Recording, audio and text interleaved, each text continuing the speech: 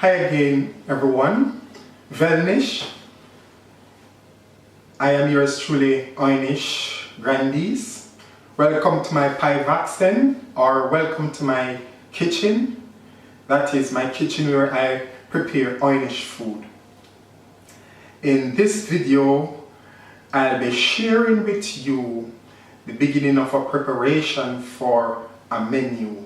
It's going to be a birthday menu, and though I'm not mentioning the specific name of the menu now, it will be a menu for a birthday event.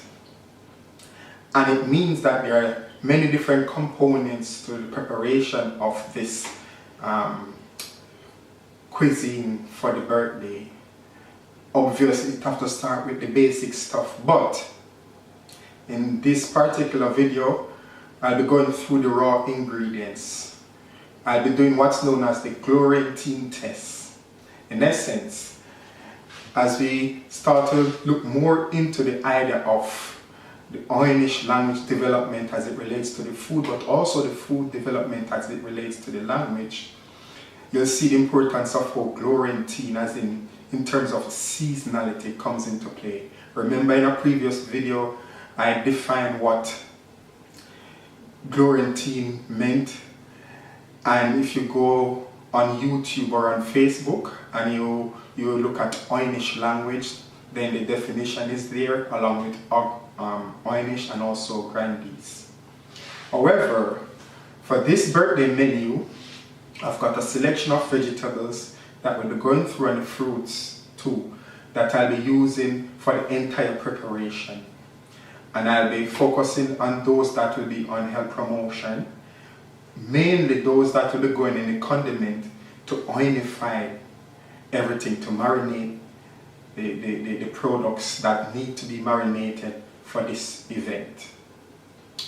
Nonetheless, it always starts with testing that what I'm about to use is in season, because the idea of Oy'Nissh is to eat seasonally in a particular locality. The locality is Scotland, UK in general. So we're talking about the local region, but even the region itself, the UK, because they share similar seasonality. So the first thing, before I can do an Oy'Nissh food preparation, I have to prove, or I have to test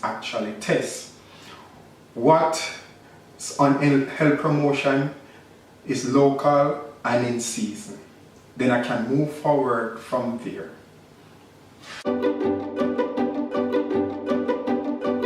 Not from foraging, it's from the supermarket.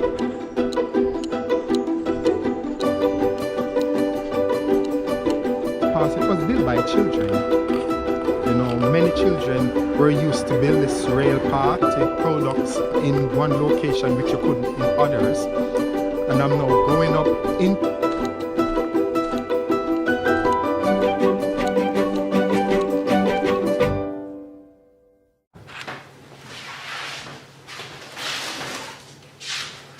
So, I am going to start with the actual products on health promotion that will be going into the condiments, both the marinade and also the sauce. So, I've got 6 fruit and vegetables on health promotion. I start with the vegetables, those that will be going into the condiments. So, firstly, the marinade, or oinifiers. Oinifiers is the general term I use for marinades, but then later on you'll start to learn that there are different classes of oinifiers depending on what food it's served on. So, starting with the marinade or oinifiers, there are 4 vegetables on the health promotion. We've got beetroot, seasonal beetroot, British beetroot. We also have celeriac. So apparently celeriac comes under one of the allergens along with celery. However, for the event, no one's got any allergens, so everybody's okay with celeriac. So that's good. So we've got celeriac, beetroot, we've got seasonal kale, nice British kale, yeah, And we've got seasonal squash, butternut squash. So it's good that I can get this during the season, and it can do so many stuff. It makes really great soup. So 4 stuff on health promotion: celeriac, beetroot, butternut squash, and kale. And they all have their different benefits, different colors: red, orange, green, white, but they've got their various vitamin and mineral content that adds to health promotion, which I will go through just now. But we also have 2 fruits on health promotion. We've got seasonal apple. We've got bramley. Now, bramley is good especially for baking. It's not the best in terms of sweetness, but it's nice and beefy, and that nice tongue helps to bring out the taste, like in a nice Scottish or British apple crumble or apple pie. They're good for baking. Now, we've got another one here, but this one is elderberry. Now, it's strange because apparently elderberry is now out of season. Yes? And you might be saying, okay, Oy'Nissh is about promoting seasonality, eating in season, but elderberry is out of season. Here comes the interesting part. Remember, sometime in the past, I did foraging, I would say a bit of foraging around the Lothian area, Mid and East Lothian, and I was collecting fruits. So the idea was that to collect, to use out of season. So there was so much elderberry, I was unable to use everything, but I make sure to collect some and freeze them to use now while it's out of season. There isn't any out there. So luckily I was able to connect some. But this is where glorantine becomes relevant to the development of Oy'Nissh food. You see, I've mentioned it in a video when I described what glorantine meant, that it's about a seasonal chart or seasonality, and identify fruit and vegetable that are in season. Now, this is out of season, but with glorantine, there's a class of naming fruit and vegetable. It's called inouti, and this is where you cannot have Oy'Nissh food without using the glorantine seasonality or glorantine seasonal chart, because inouti come into play, and inouti are frozen vegetables that have, our fruit or vegetables that have been collected locally while it was in season to use out of season. So technically it's called inouti because it's in season and out of season.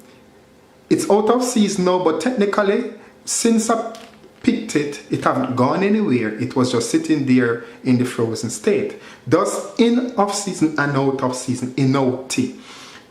So it's in season, out, it's out of season, and T mean that it's frozen. And this is where glorantine separates from all the seasonal charts globally, because glorantine is now telling you that once you're dealing with frozen stuff that you collect out of season and store it, it's named inouti. It means that the recipe that is connected with, any individual recipe that is connected with, the recipe becomes an inouti. Because if I'm promoting elderberry and it's out of season, but technically it's not out of season in its own right because it hadn't gone anywhere, it was just sitting there frozen, the term I had to come up with was inouti.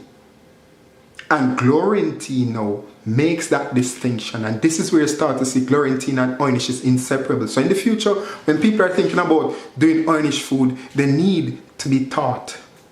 You can't just go take up and do Oy'Nissh food, because then it's directly linked with glorantine, and within glorantine comes the class of calendar classification for fruit and veg called inouti. And in this one, as you can see the label, elderberry inouti, and this one is from the Pencaitland Railway Walk, collected Sunday the 27th of the 9th 2020. So there's evidence, literal evidence of the inouti being collected. Actually, in another video I'll post the foraging expedition that I did to collect this as evidence that I'm not just making it up, but that I actually did the foraging. And these things are important, especially for service users who will be doing or choosing Oy'Nissh food, that it's authentical stuff that you're getting, authentic stuff, but moreover, genuine seasonal stuff. And if it's out of season, it's established that it's out of season, but it was collected while it was in season to use out of season. That was the purpose, because elderberry was everywhere. So in order to come into play, remember that, in order to come into play here. So again, the 6 fruit and vegetables on health promotion. We've got 4 vegetables. We've got the broccoli, beetroot, celery, which is an allergen vegetable, similar to celery in the celery family.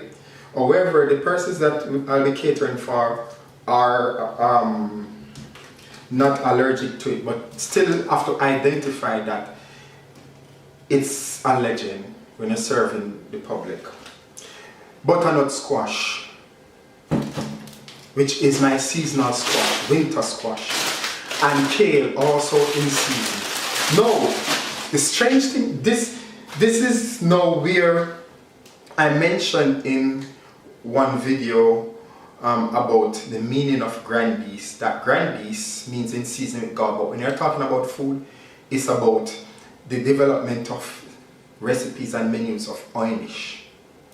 Oy'Nissh is inseparable from Glorantine, as I've just explained, but it's also inseparable from Grandiece. Why?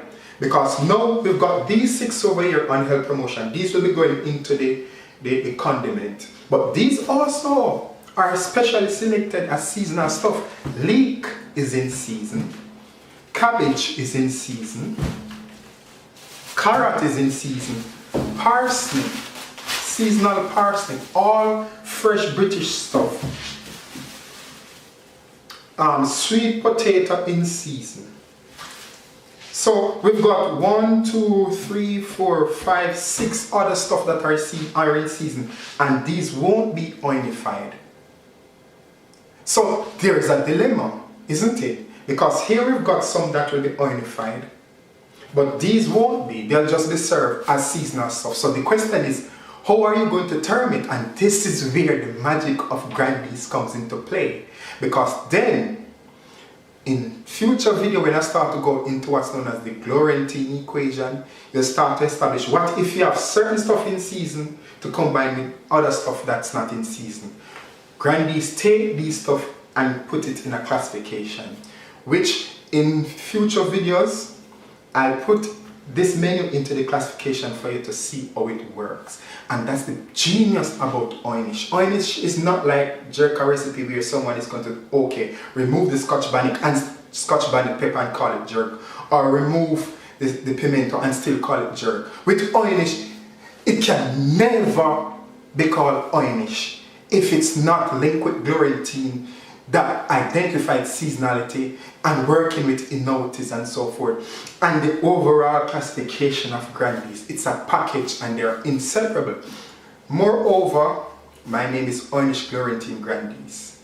When I'm doing this, I'm giving you of myself. Literally, you give me food, apply my skill, I give it back to you, that's my name. Now, in the next part of the video, I'll be doing the test, the Glorantine test. This one, I'll be going online for it.